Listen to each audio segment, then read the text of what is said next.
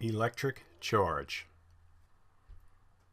When you take two nonmetallic objects and rub them together, you get an interesting effect. Before the contact, there is no interaction between them. For example, if we have a plastic ruler here over some bits of paper, nothing happens.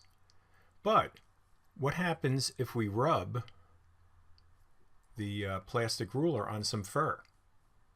The ruler will then attract the bits of paper. A little bit of ancient history. People knew a long time ago when certain materials were rubbed together, they would develop an attraction for each other. You can do the same thing today when you take clothes out of a dryer. In ancient Greece, people noticed that when thread was spun over a spindle of amber, the thread was then attracted to the spindle. The Greek word for amber was electron. Hence, this force was called electric. Further experiments showed that different materials would attract each other after rubbing, while similar materials would repel each other. All right, so we have two forces going on here, an attraction and a repulsion. These effects would not happen without the contact and the rubbing, and later, given enough time, the forces of attraction and repulsion would stop. This led to the thought that something was being exchanged between the materials, and this something was later named charge.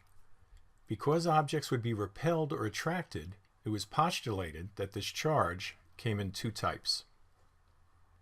In the 18th century, American Ben Franklin, yep, that's the Ben Franklin you know about, noticed when a rubber rod is rubbed by animal fur, each object would require a different charge. Arbitrarily, he assigned a negative charge to the rod and a positive charge to the animal fur. When a glass rod is rubbed by silk, the rod acquires a positive charge and the silk obtains a negative charge based on this formality here. Thus, two rubber rods after being charged would repel each other, while a rubber rod would be attracted to a glass rod. No new charge is created. Instead, it is just separated. That's the key. The positive charge acquired by one object is exactly equal in magnitude and opposite in sign to the charge lost by the other object. Unfortunately, Ben's convention is backwards. This will be addressed when you study circuit and currents, and the concept of conventional current is introduced. Conventional current is defined as the movement of positive charges, even though we know it's the negatively charged electrons that are actually moving through your circuits.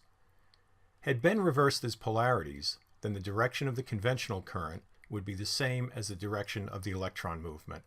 You know what? Too late to change now.